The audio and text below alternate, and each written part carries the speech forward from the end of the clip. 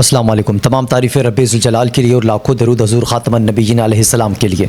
आप देख रहे हैं यूट्यूब चैनल हक टाइम, मैं हूँ काशिफ़ रज़ा। नाज़रीन, हमने कल के व्लॉग में आपको बताया था कि जूँ तहरीक लबैक पाकिस्तान की क़यादत की जानिब से वीडियोज़ आने का सिलसिला शुरू होगा तो बहुत सी चीज़ें मुरीद के हवाले से फ़ाइनलाइज़ होती जाएंगी, तो बहुत से इंकशाफ़ात भी सामने आएंगे। तो एक और वीडियो सरवर सैफ़ी साहब की जानिब से कल आई, और सरवर सैफ़ी साहब के बारे में अगर नाज़रीन नहीं जानते तो बताता चलूँ, ये रुकन शूरा भी हैं और उस 4 रुकनी मुज़ाकराती कमेटी का हिस्सा थे, जिस मुज़ाकराती कमेटी के साथ मुज़ाकरात हो रहे थे गवर्नमेंट की मुज़ाकराती कमेटी की जानिब से हालिया फ़लस्तीन मिलियन मार्च के हवाले से।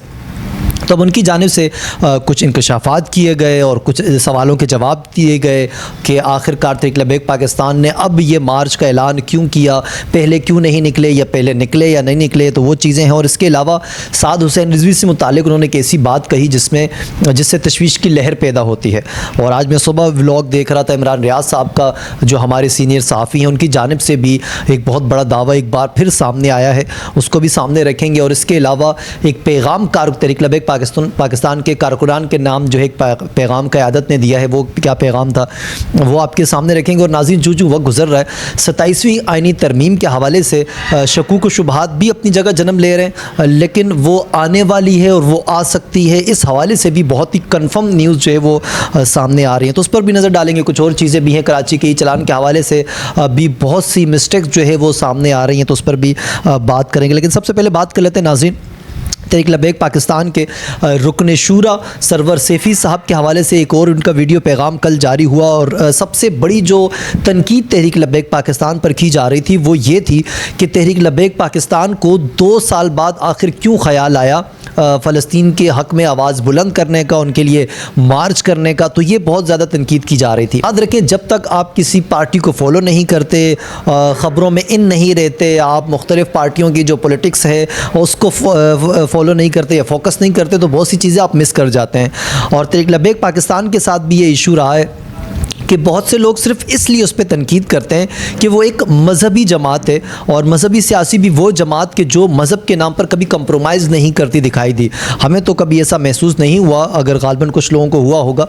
तो खैर, तहरीक लबैक पाकिस्तान ने गुज़िश्ता 2 सालों में हर बार हर प्लेटफॉर्म पे आवाज़ बुलंद की। और एक दफ़ा तो यूँ भी था कि मेरे ख़्याल से गालिबन वो 5 नवंबर वाला ही जो गुज़िश्ता साल किया गया था, मार्च किया गया तहरीक लबैक पाकिस्तान की जानिब से, फिर उनके मुज़ाकरात होते हैं गवर्नमेंट के साथ, और वो सारी चीज़ें थी। फिर एक और दफ़ा वो जब निकले पिछले साल ही अमेरिकन एम्बेसी जाने का ऐलान किया, तो गवर्नमेंट ने जब मार्च शुरू होने से पहले ही अपनी टीम भेजी, और टीम जब भेजी तो उनके साथ मुज़ाकरात हुए। तो फिर ये मुतालबात रखे गए, 3 मुतालबात थे तहरीक लबैक पाकिस्तान की जानिब से, जो गवर्नमेंट यही नून लीग की गवर्नमेंट थी पिछले साल, इन्होंने वो मुतालबात माने। और राना सनाउल्लाह ने ये कहा था उस वक्त, जो अब भी वीडियोज़ उनकी मौजूद हैं, कि ये बहुत बड़े आशिक रसूल हैं। तो एक साल में ऐसा क्या हो जाता है कि जो आशिक रसूल होता है उन पर फिर दहशतगर्दी के पर्चे होने लगते हैं। खैर, पाकिस्तान की सियासत जो है वो गुज़श्ता 2-3 सालों से इसी तरह जो है वो चल रही है।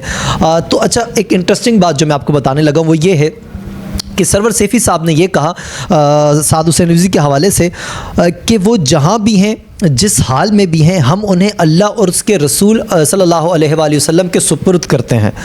तो इस बात को अगर आप समझ सकें नाज़रीन, तो वो जहाँ भी हैं, जिस हाल में भी हैं, जहाँ भी, तो चले हम ये भी समझ सकते हैं कि शायद रूपोश होंगे, शायद वो ख़ुद कहीं जाकर उन्होंने पनाह ले ली होगी, लेकिन जिस हाल में भी हैं, यानी कि क़यादत को, जो बकिया क़यादत मौजूद है, जो यहाँ वहाँ है, उन्हें इस वक्त ख़ुद नहीं पता कि उनके कायद, उनके अमीर किस हाल में हैं। तो इससे मैं एक और बात आपके सामने रखता हूँ, जो इमरान रियाज साहब का एक दावा है, तो उससे क्लियर हो जाएगा कि वो किस हाल में है और वो कहाँ है। इमरान रियाज साहब ये कहते हैं कि मैं बारहा ये बात कर चुका हूँ कि मेरे बहुत से राब्ते करने के बावजूद भी अब तक मुझे साद हुसैन रिजवी या अनस रिजवी के हवाले से कोई कन्फर्म ख़बर नहीं मिली, लेकिन मेरा ये ज़ाती तजुर्बा है और मुझे मालूम है कि वो एजेंसियों के पास है, वो इदारों की हिरासत में है। तो वो ये बात करते हैं, यहाँ से क़यादत ये कहती है कि वो जिस हाल में भी है, जहाँ भी हैं, तो इसका मतलब यही है कि शायद उन्हें अरेस्ट किया हुआ है अब भी। लेकिन ये मैं बताता चलूँ कि ये कन्फर्म नहीं है अब तक, शकूक शुबहात ही इस बारे में है, और ज़राए से जो खबरें आती हैं वो हम आपके सामने रखते हैं, क्योंकि अब तक कन्फर्म ना तो गवर्नमेंट बता रही है इस हवाले से, ना तहरीक लबैक की जो यहाँ क़यादत इस वक्त मौजूद है उन्होंने अब तक साद हुसैन रिज़वी के हवाले से कोई कन्फर्म ख़बर नहीं दी।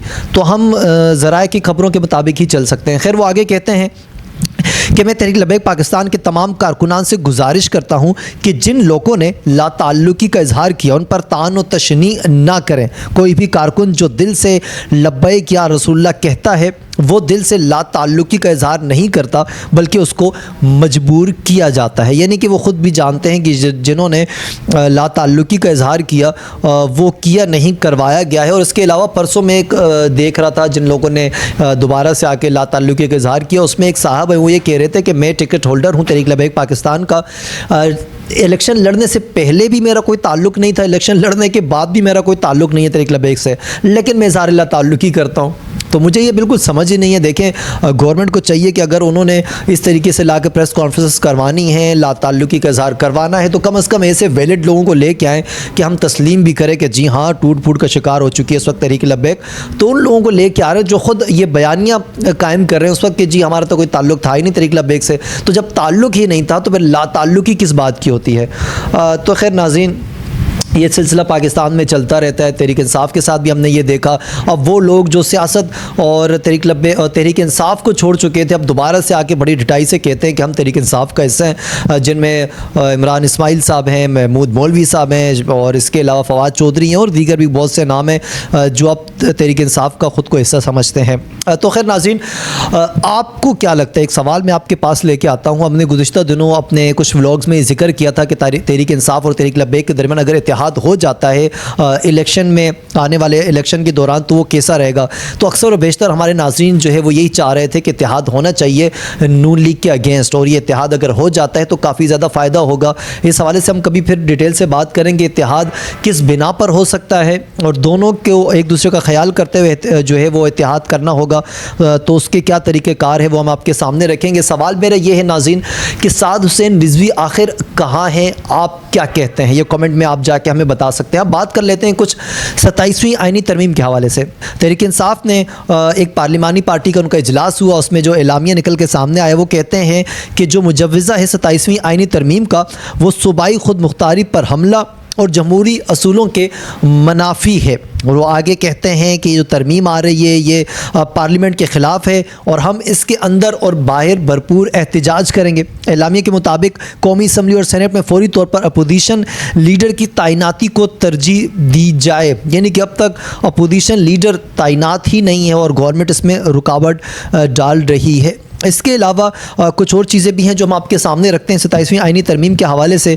वज़ीर-ए-आज़म शहबाज शरीफ ने स्पीकर कौमी असम्बली अयाज सादिक को ये टास्क दिया है कि वो तमाम लोगों से रब्ता करे, तमाम पॉलिटिकल पार्टियां से 27वीं आईनी तरमीम के हवाले से। ज़राए के मुताबिक स्पीकर कौमी असम्बली ने आज तमाम पार्लिमानी रहनुमाओं का इजलास बुलाया है। इजलास शाम 4 बजे स्पीकर लाउंज पार्लियामेंट हाउस में होगा। ज़राए का कहना है कि इजलास में PTI और JUIF इत्तेहादी जमातों के चीफ और पार्लिमानी लीडर्स को भी शिरकत की दावत दी गई है। ज़राए के मुताबिक इजलास में आईनी तरमीम की मंजूरी से मुतालिक हिकमत अमली तय हो चुकी है। शुरका को आईनी तरमीम के खद्दोखाल से आगाह किया जाएगा। यानी कि गवर्नमेंट अब मुकम्मल तौर पर ये ठान लिया है कि आईनी तरमीम आकर रहेगी। एक और दावा सामने आया सेनेटर फैसल वाडा का। उनका कहना है कि 27वीं तरमीम से मुतालिक जहाज़ ने उड़ान भर ली है, मंजूरी के लिए नंबर ज़्यादा है। याद रखें कि कौमी असम्बली में तो नंबर ज़्यादा है गवर्नमेंट के पास, लेकिन सेनेट में अब भी 3 अरकान की ज़रूरत है।